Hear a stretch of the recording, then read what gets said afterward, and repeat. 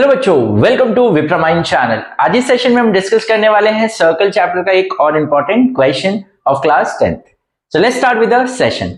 सो question क्या दिया है, if PA and PB are tangents from an external और outside point P such that PA is equals to 10 centimeter and angle APB is equals to 60 degree, then find the length of chord AB।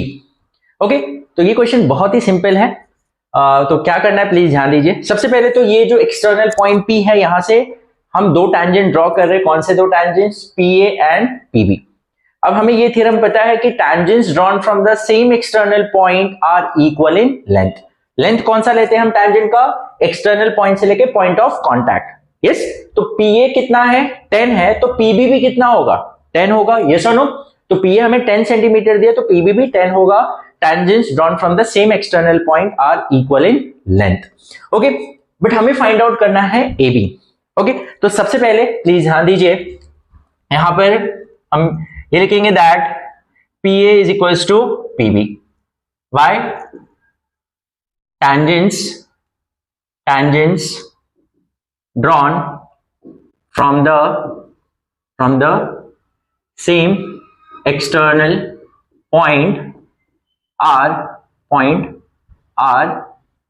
equal in length. Okay, so therefore PA is equals to PB is equals to 10 centimeter. Okay, अब देखो ये जो triangle है, अब देखो यहाँ जो triangle PAB, तो अब यहाँ पर हम लिखते हैं इन ट्राइंगल PAB में PA is equals to PB। yes or no? This is from 1। इसका रीजन हमने ऑलरेडी बता दिया है, tangents drawn from the same external point are equal in length। अब अगर PA is equal to PB, तो ये क्या होगा? एक आइसोसेलेस ट्रायंगल हुआ, तो sides opposite to equal angles are equal. Is it clear? By an isosceles triangle theorem तो हम बोल सकते हैं therefore angle PAB will be equals to angle PBA। yes, angles opposite to equal sides are equal या by an isosceles triangle theorem। तो PAB and PBA both are equal and इसे हम बोलते हैं let angle PAB equals to PBA equals to x। इसे हम x consider कर लेते हैं।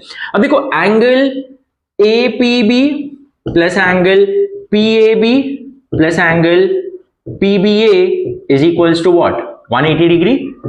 Sum of all angles of a triangle।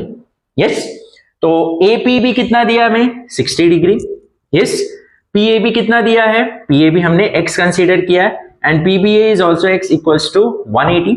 तो ये जाएगा 2x equals to 180 minus 60, so 2x equals to 120। So x equals to 120 divided by 2, so x equals to 60 degree। x 60 आ गया, मतलब PAB, therefore angle PAB is equals to angle PBA equals to both are equals to 60। yes, दोनों ही 60 हो गए। अब देखो ये angle भी 60 है, ये एंगल भी 60, ये भी एंगल 60 है, तो all angles are 60 degree. So PAB is equals to angle PBA is equals to angle APB is equals to 60 degree। now if all the angles are 60 degree, therefore it is an equilateral triangle। so therefore triangle APB is an equilateral triangle। अब अगर ये equilateral triangle है तो सारे side से equal होंगे, तो P और PB तो 10 है, तो इसका मतलब AB भी कितना होगा? 10 होगा। so therefore AB equals to AP is equals to, या हमने PA लिखा है या AP लिखो या PA, that means the same thing। PA is equals to PB and that is equals to 10 centimeter। Is it clear? so therefore the chord AB is equals to 10 centimeter। इसका reason क्या आएगा? sides of an equilateral triangle। okay, so अगर आपको MCQ में ऐसा कुछ question आता है जहां पर tangents एक्सटर्नल पॉइंट से ड्रॉ किया गया और उनके बीच में ये जो एंगल बन रहा है, अगर वो 60 डिग्री है तो समझ जाओ वो इक्विलैटरल ट्रायंगल बनने वाला है। Is it clear? क्योंकि ये दो साइड्स तो इक्वल होगा ही, तो ये दोनों एंगल भी इक्वल हो जाए तो ऑटोमेटिकली सारे एंगल 60 डिग्री हो जाएंगे। तो अगर आपको MCQ क्वेश्चंस आते हैं उसमें अगर ये एंगल 60 डिग्री है तो डायरेक्टली आप जो भी लेंथ आपको PA और PB का दिया होगा वही लेंथ AB का भी होगा। Is it clear? यस, अगर आपको प्रॉपर लिखना होगा, सब कुछ स्टेप्स दिखाना है, तो आपको ये पूरा लिखना पड़ेगा। और एमसीक्यू में तो आप डायरेक्टली आंसर बता सकते हैं कि क्या होगा इसका, डायरेक्ट 10 सेंटीमीटर होगा। Hope you have understood. If still you have any doubt in any of the step, आप मुझे कमेंट सेक्शन में बता सकते हैं। और अगर आपको कोई और भी क्वेश्चंस में कुछ डाउट आता है तो आप मुझे कमेंट सेक्शन में वो क्वेश्चन बता सकते हैं, तो उसके ऊपर हम वीडियो बना देंगे। So will meet in the next session, till then take care, bye bye.